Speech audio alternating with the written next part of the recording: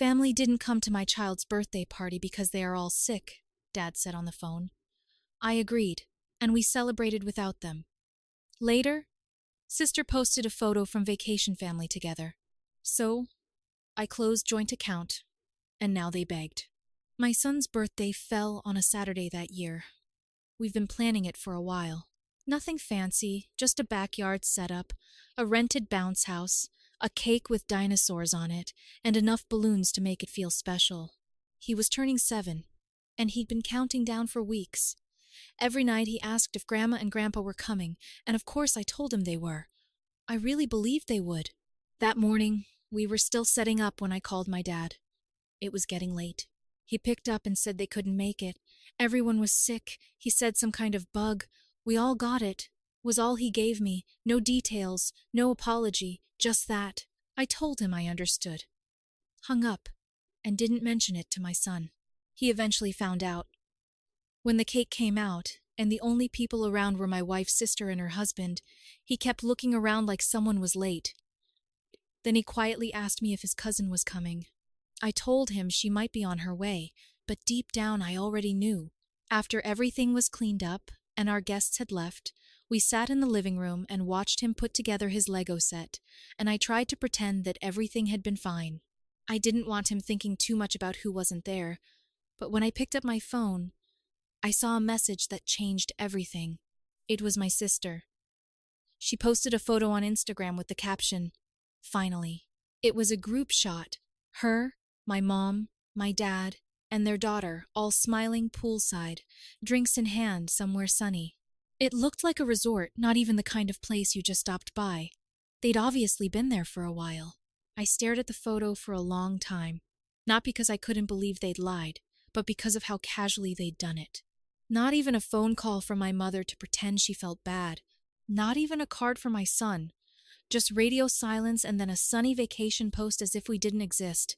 What hit me hardest wasn't even that they skipped the party. It was realizing how long they'd been gone. I hadn't seen them in person for 2 months. Every time I called or texted, they had some excuse. Too tired, not feeling well, staying in to save money, and all the while they were dipping into the joint account I set up for them, the one I opened when they said they were struggling. My dad had lost his job first. Then my mom. My sister said she couldn't keep up with the bills after the divorce. They said they just needed help for a few months. So I helped. I set up the account, put in a few thousand, and added more when they were running low. I never asked what they spent it on. I figured they used it for groceries, maybe rent, maybe clothes for my niece. I didn't expect resort pools and frozen drinks. I didn't say anything that night. I didn't call. I didn't text. I just logged into the bank and closed the account, transferred what was left back to my main checking account, deleted the online access they had, quiet, clean, and final. The next morning, my phone rang before I even had my coffee. It was my dad. I picked it up. He asked what was wrong with the account. He said they tried to buy something and the card didn't work. I told him I had no idea. Maybe there was a problem with the bank. I kept my voice flat and acted like I was too busy to worry about it. There was a pause, and then he said he would come by tomorrow. I said I wasn't sure if I would be home. I didn't answer when he called back that night, or when my sister texted. I just waited, because the next day would be different, and I was done playing dumb. I didn't leave the house that day. My wife went to work, my son went to school, and I just stayed home. I didn't feel like going anywhere. I wasn't really angry, at least not in that loud, storming way. It was more like everything inside me had gone quiet, the kind of silence that comes after something breaks, and you're just standing there staring at the pieces. I knew he was coming. My dad doesn't like things he can't control. The moment I closed the joint account, I knew it wasn't going to end with a phone call. So when I saw his car pull up to my house around 11:00 a.m., I just waited. He sat inside for a minute or two, the engine still running, before he finally got out. He knocked once, paused, and knocked again. I opened the door and leaned against the frame. He didn't say hello, didn't ask how I was, didn't even ask how his grandson's birthday went. "You emptied the account," was the first thing out of his mouth. I said yes, that was it. He waited like maybe I'd come up with a better explanation. I didn't. He asked why, and I told him I didn't think funding their vacation lifestyle was part of the original deal. He opened his mouth like he was going to argue, but then just said they needed the break, that things had been tough lately, that they were all burned out and needed to get away from it all. That was the moment I understood that they didn't feel guilty, not even a little. I asked if he thought it was okay to lie about being sick to get out of showing up for his grandson's birthday. I asked if part of getting away was pretending we didn't exist. He looked at me and said something I'll probably never forget. It wasn't about him. That's what he said. Just like that. And that's when something inside me finally gave out. I didn't yell.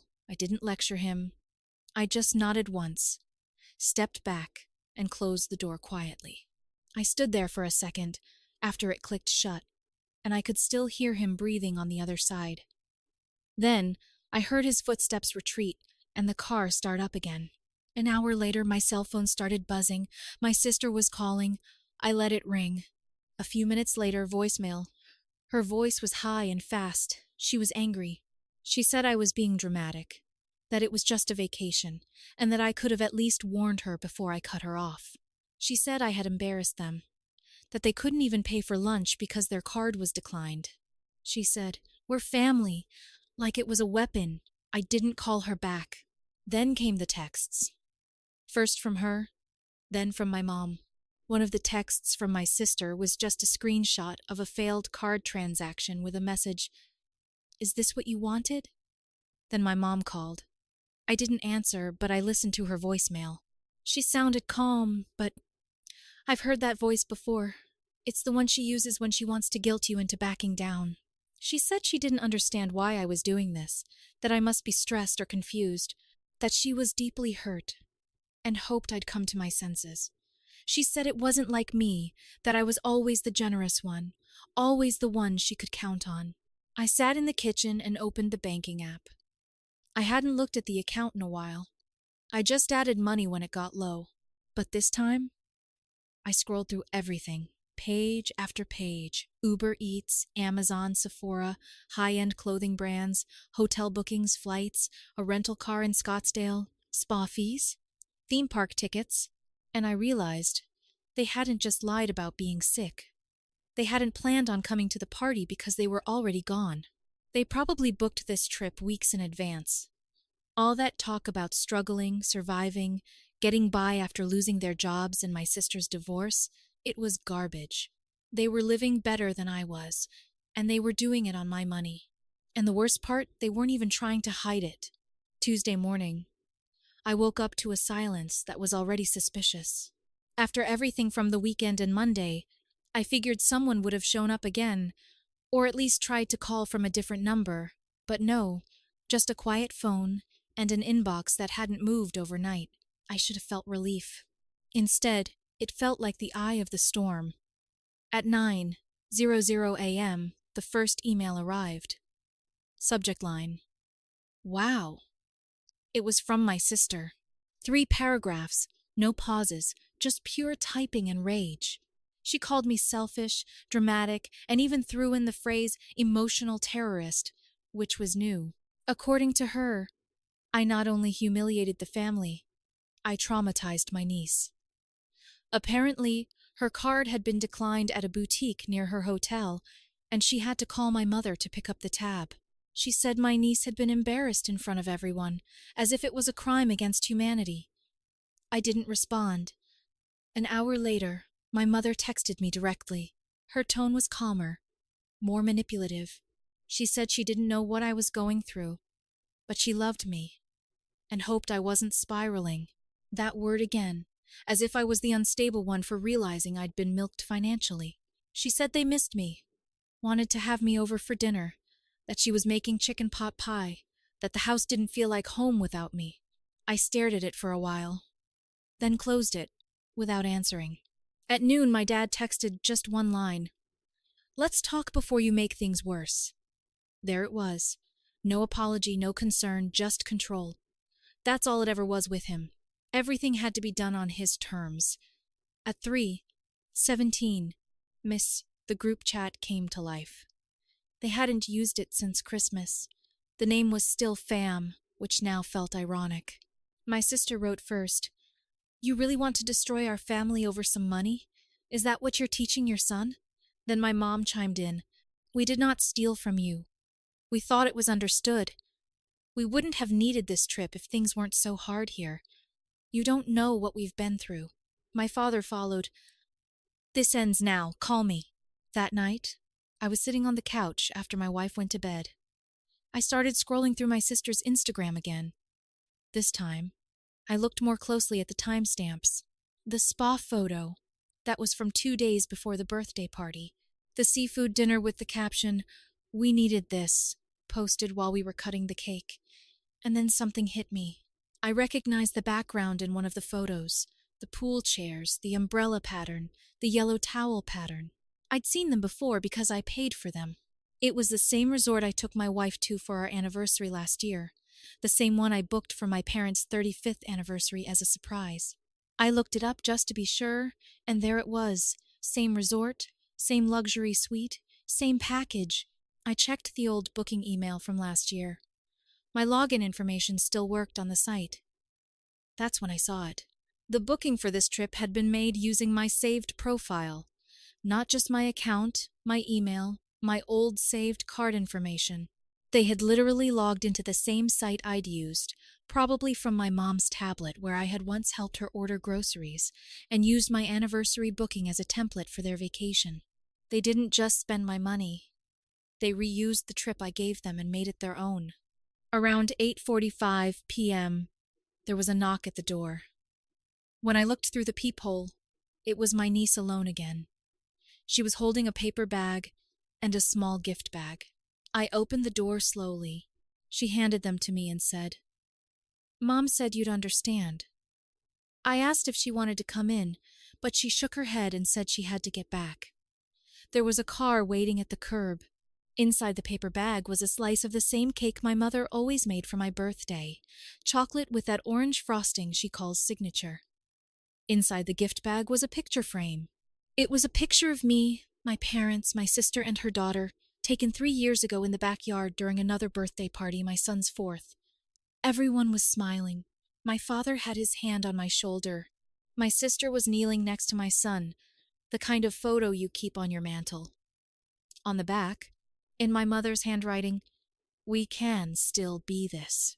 I stood there with the frame in my hand and the cake in the trash, thinking about all the ways people rewrite history when it's convenient, because we never were, not really. I didn't tell my wife about the cake or the photo right away. I just left the bag on the kitchen counter and went upstairs.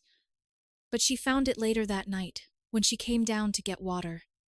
I heard a rustling, followed by silence, then the sound of the trash can lid opening. She said nothing until we were both in bed. The light was off. She was lying there, looking at the ceiling the way she does when something's cooking. Then she said it, "This is all wrong." I didn't answer. I didn't need to. She wasn't looking for permission to continue.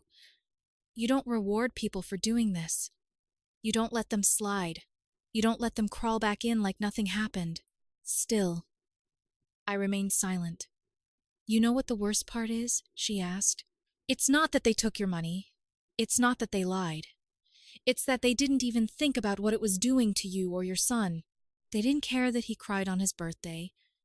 They didn't care that they embarrassed you. All they care about is that the card stopped working." She turned to me. "We should do something." I finally looked at her. "Like what? Cut them off harder? Ignore more calls?" "No," she said, sitting up now. "Not just ignore, they need to feel it. Not just in the bank account. They need to be embarrassed publicly. They need to feel what it's like to be used. That's how people like them learn. You've always been the nice one, the fixer, the one who takes care of everybody, and they've walked all over that. I'm done looking at it." She was upset in a way I hadn't seen her in a long time. Not angry, focused, like something had clicked. "You want a real lesson?" she went on. "You want to teach them something? Let's hit them where it hurts. Not money, Image. You said your sister posts all over social media. Poolside, designer stuff, spa shots. Your dad loves his Facebook audience. Your mom still cares about what people think. I raised an eyebrow. So? So we give them what they want. Attention, but not the kind they want. You have all the bank statements, all the transactions, all the evidence. You send this. You don't have to say much. Just the truth. Just enough for people to connect the dots. I just stared at her. You post what they did. The weekend they told you they were all sick. The weekend they skipped their own grandson's birthday. The vacation they paid for with your money. The photo from the party. The empty chairs. She leaned in a little. You don't have to lie. You just tell the truth in public, and then you let it go. Don't answer. Don't argue. Just let them watch the fallout. I hadn't even thought about that angle. I'd been so focused on cutting them off privately, on keeping things quiet and clean. But she was right. This wasn't a misunderstanding. This was theft disguised as family, and they were counting on me to keep quiet, to protect the image, to not make a mess. They humiliated you, she said. They abandoned your child and didn't even blink. This isn't revenge, it's consequence. That word stuck with me. Consequence. I lay there for a while after she went to sleep, just staring at the ceiling, thinking maybe she was right. Maybe it was time they saw themselves the way we saw them. I didn't go to work the next morning. I called in and said I needed a day off. No explanation. Just a quiet voice and a thanks, see you tomorrow. Then I made coffee, sat down at the kitchen table, and opened my laptop. My wife was getting our son ready for school. She didn't say anything. She just gave me that look, the one that says it's time. I started on the bank statements. I downloaded everything, every charge from the last 2 months. I highlighted a few that stood out. The hotel reservation, the car rental, the spa, the seafood place, the boutique where my niece apparently broke down when her card was declined. I cross-referenced the charges with the Instagram posts just to be sure. I even found the date and time the account hit 0, exactly 3 hours after my son blew out his candles in front of a half-empty table. Then I wrote the post. No name-calling, no drama, just the facts. My family told me they were all sick and couldn't make it to my son's birthday last weekend. We threw the party anyway. He kept asking when they were coming. That same night, my sister posted pictures of them at a resort by the pool, smiling, all 4 of them. I'd been helping them financially for 2 years, gave them access to a joint account when they said they were struggling. I thought they were using it for bills, rent, groceries. Turns out I was funding vacations. I closed the account. I cut off contact. I didn't want to make this public, but they're still sending me messages like I'm the one who crossed the line. So here it is, not for sympathy, just so there's no confusion. I attached a screenshot of the cake at my son's party, no guests in the background, a shot of him blowing out the candles, smiling a little too hard, then a screenshot of my sister's poolside post, then the hotel bill. I didn't tag anyone. I didn't say their names. I just hit post. It went up at 9:14. By 10:00, there were comments. Dozens of them. Friends, colleagues, people I hadn't talked to in months. Everyone had something to say. Some were angry with me. Some shared similar stories of family betrayal. Some just wrote, "This is disgusting," or "unbelievable." Then the private messages began. One was from my sister's ex-husband. We'd only spoken once or twice in passing, but now he wanted to talk. Said he wasn't surprised. Said he'd been through the same thing. Financial manipulation, guilt, the works. He said he was sorry I had to learn this the hard way. Another was from someone I didn't even recognize. A woman who said she'd worked with my mother a few years back. She said she always wondered how my mom could afford to take so many spiritual retreats while complaining about money at the office. I didn't answer any of them. I just watched the numbers go up. Then, just before noon, my phone lit up. First, it was my sister. 10 missed calls. Then came the texts. "Take it down. You have no idea what you've done. You've just ruined our lives." Then from my dad. "This is sick. You went too far. Put it out right now." My mom didn't text. She called once. I didn't answer. Then, about an hour later, I got a message from someone I hadn't heard from in almost 15 years, an old friend of my dad's. He just said, "Saw your post. I always knew something was wrong. You did the right thing." That's when I realized it was never just about money. They built a whole image around being good people who had fallen on hard times, the sympathetic story, the struggling but loving family. They wore it like a badge, and I had just ripped it off publicly. By evening, my sister had deactivated her Instagram. My dad shut down his Facebook. My mom sent another message. "I can't believe you did this to us. We're your family."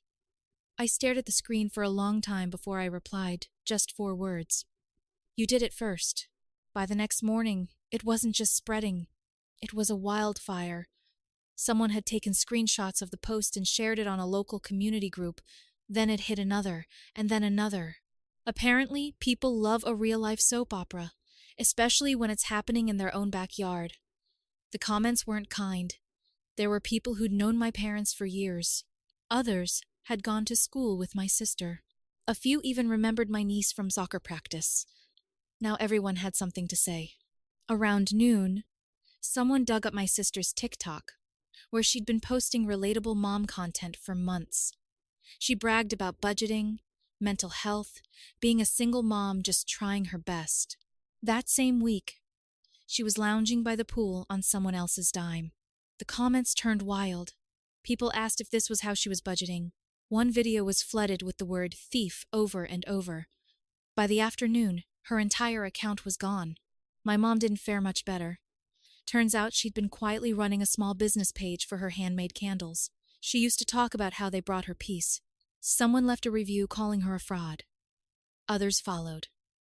By 6:00 p.m., the business was shut down, and the page deleted. And my dad, he'd been working part-time for a year at a small real estate company, not officially on the payroll, more like a favor from a friend. This friend had apparently seen the post. He called me. "I had no idea," he said. "He always made it sound like you were the one leaning on them. He said you were struggling." I didn't say much. I just listened. I can't have someone like that attached to my name. I've got clients. By the end of the day, my dad was gone. That night, my sister showed up at my door. I didn't answer. I watched her, through the peephole. She stood there in a hoodie, arms crossed, pacing, crying at one point. Whether it was real or fake, I didn't care anymore. She stood there for 10 minutes. Then she slammed something against the door, a crumpled envelope, and walked away. Inside was a handwritten letter. It started with, "How could you?" and ended with, "We needed you." The middle was all excuses. I didn't read it twice. The next week was quiet, too quiet. They weren't just embarrassed, they were ostracized. Friends dropped them. Distant relatives stopped returning their phone calls. Their church, where they'd always put on their best face, stopped asking them to volunteer. People whispered when they showed up at the grocery store. My niece was pulled out of school. Maybe it was shame. Maybe they just couldn't afford gas. They'd lost everything. And the worst part, the part I never expected, was that I didn't feel good about it. I didn't feel triumphant. I didn't feel powerful. I felt finished. Whatever part of me used to care, that part was gone. The last I heard, they were staying with an old friend of my mom's 2 towns over. Someone who hadn't seen the post yet, or maybe just didn't care. But I knew it wouldn't last. People always find out. I never took the post down. I never said anything more. I just let the truth hang in the air, right where it belonged. Because sometimes the best revenge is to let people destroy themselves and give them the silence they finally deserve.